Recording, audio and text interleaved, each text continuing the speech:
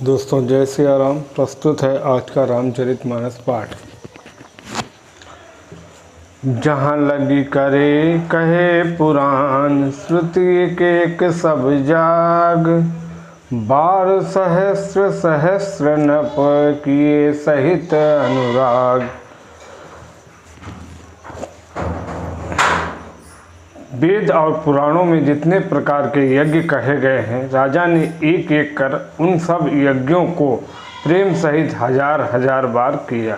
हृदय न कछु फल अनुसंधाना,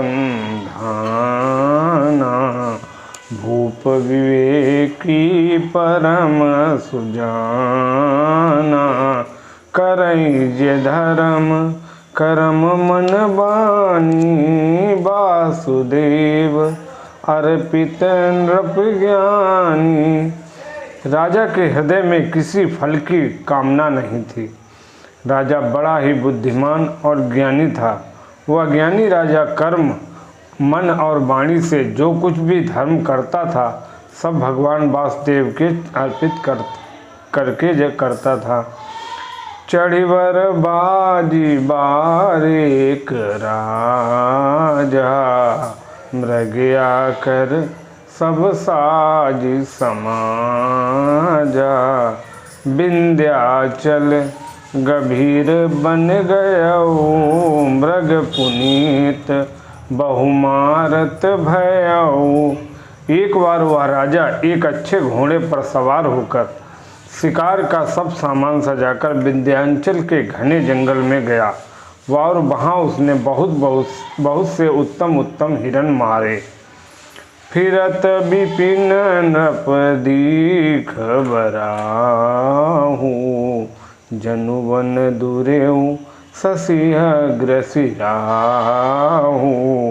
बड़ विधु नहीं समात मुख माही, मनहु क्रोध बस उगिलत नाही। राजा ने वन में फिरते हुए एक सूअर को देखा। दांतों के कारण वह ऐसा दिख पड़ता था मानो चंद्रमा को ग्रसकर मुंह में पकड़कर राहु वन में आगे छिपा हो। चंद्रमा बड़ा होने से उसके मुंह में समाता नहीं और मानो क्रोधवश भाभी उसे उगलता नहीं।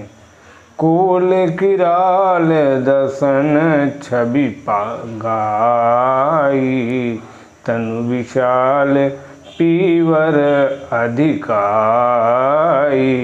घुरु घुरात है आरऊ पाए, चकित बिलोकत कान उठाए। ये तो सूअर के भयानक दांतों की शोभा कही गई। इधर उसका शरीर भी बहुत विशाल और मोटा था। घोड़े की आहट पाकर वह घुरघुराता हुआ कान उठाए चौकन्ना होकर देख रहा था। नील महीधर शिखर सम देखी विशाल बराहु, चपल चले है सुटुकी नृप हाँकी न होई निभाहु। नील पर्वत के शिखर के समान विशाल शरीर वाले उस सूअर को देखकर राजा घोड़े को चाबुक लगाकर तेजी से चला और उसने सूअर को ललकारा कि अब तेरा बचाव नहीं हो सकता। आवत देखी अधिक रौ बाजी, चले बराह मरुत गति भाजी। तुरत कीन नृप सरसंधाना, मही मिली गयऊ बिलोकत बाना। अधिक शब्द करते हुए घोड़े को अपनी तरफ आता देखकर सूअर पवन वेग से भाग चला। राजा ने तुरंत ही बाण को धनुष पर चढ़ाया। सूअर बाण को देखते ही धरती में दुबक गया। तकी तकी तीर महिष चलावा, करी छल सूअर शरीर बचावा। प्रगटत दूरत जाई मृग भागा, रिस बस भूप चले संग लागा। राजा तक तक कर तीर चलाता है, परंतु सूअर छल करके शरीर को बचाता जाता है। वह पशु कभी प्रकट होता और कभी छिपता हुआ भागा जाता था और राजा भी क्रोध के वश उसके साथ लगा चला जाता था। गयौ दूरी घन गहन बराहू, जहाँ नाहिन गजबाजी निबाहू। अति अकेल बन विपुल कलेसु, तदपि न मृग मग तजई नरेसु। सुअर बहुत दूर ऐसे घने जंगल में चला गया जहाँ हाथी घोड़े का निवाह नहीं था। राजा बिल्कुल अकेला था और वन में कलेश भी बहुत था। फिर भी राजा ने उस पशु का पीछा नहीं छोड़ा। कोल बिलो की भूप बड़ धीरा, भागी पैठ गिरि गुहा गभीरा। अगम देखी नृपति पछिताई, फिरेउ महावन परेउ भुलाई। राजा को बड़ा धैर्यवान देखकर सुअर भागकर पहाड़ की एक गहरी गुफा में जा घुसा। उसमें जाना कठिन देखकर राजा को बहुत पछताकर लौटना पड़ा, पर उस घोर वन में वह रास्ता भूल गया। खेद खिन्न क्षुधित त्रसित राजा बाजी समेत, खोजत व्याकुल सरित सर जल बिनु भयउ अचेत। बहुत परिश्रम करने से थका हुआ और घोड़े समेत भूख प्यास से व्याकुल राजा नदी तालाब खोजता खोजता पानी बिना बेहाल हो गया। फिरत विपिन आश्रम एक देखा, तहाँ बस नृपति कपट मुनि वेसा। जासु देश नृपलीन छड़ाई, समर सेन तज गयउ पराई। वन में फिरते फिरते उसने एक आश्रम देखा। वहाँ कपट से मुनि का वेश बनाए एक राजा रहता था, जिसका देश राजा प्रताप भानु ने छीन लिया था और जो सेना को छोड़कर युद्ध से भाग गया था। समय प्रतापु भानु कर जानी, आपन अति असमय अनुमानी। गयउ नग्रह मन बहुत गलानी, मिला न राजहि नृप अभिमानी। प्रताप भानु का समय अच्छे दिन जानकर और अपना कुसमय बुरे दिन अनुमान कर उसके मन में बड़ी ग्लानि हुई। इससे वह न तो घर गया और न अभिमानी होने के कारण राजा प्रताप भानु से ही मिला। रिसोर मारी रंक जिमि राजा, विपिन बसई तापस के साजा। तासु समीप गवन नृप कीना, यह प्रताप रवि तेई तब चीना। दरिद्र की भांति मनु ही में क्रोध को मारकर वह राजा तपस्वी के वेश में वन में रहता था। राजा प्रताप भानु उसी के पास गया। उसने तुरंत पहचान लिया कि यह प्रताप भानु। राउ त्रसित नहीं सो पहचाना, देखी सुवेश महामुनि जाना। उतरी तुरग ते कीन प्रणामा, परम चतुर न कहऊ निज नामा। राजा प्यासा होने के कारण व्याकुलता में उसे पहचान न सका। सुंदर वेश देखकर राजा ने उसे महामुनि समझा और घोड़े से उतरकर उसे प्रणाम किया, परंतु बड़ा चतुर होने के कारण राजा ने उसे अपना नाम नहीं बतलाया। भूपति त्रसित बिलोकिते सरवरुदीन देखाए, मज्जन पान समेत है कीन नृपति अरसाई। राजा को प्यासा देखकर उसने सरोवर दिखला दिया। हर्षित होकर राजा ने घोड़े सहित उसमें स्नान और जलपान किया।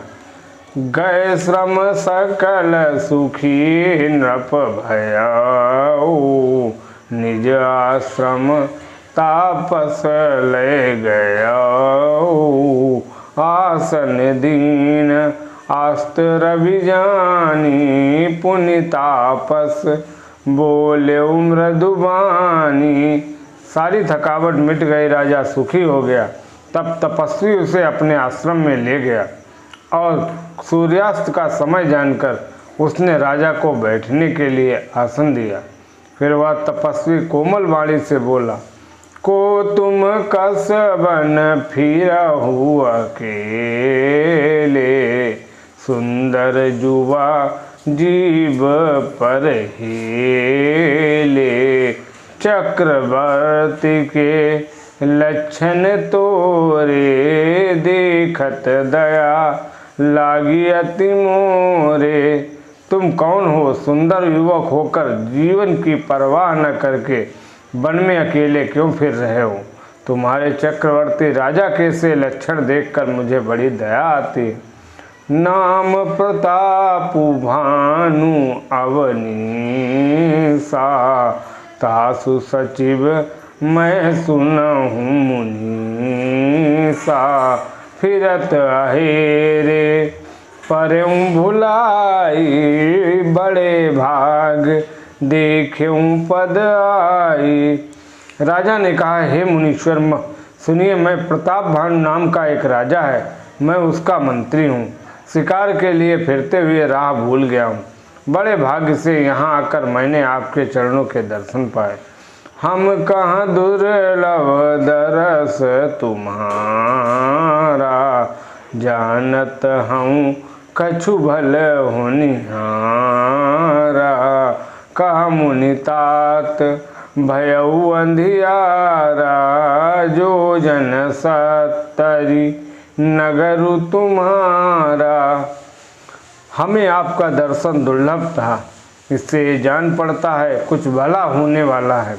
मुनि ने कहा, हे तात, अंधेरा हो गया है, तुम्हारा नगर यहाँ से 70 योजन पर है।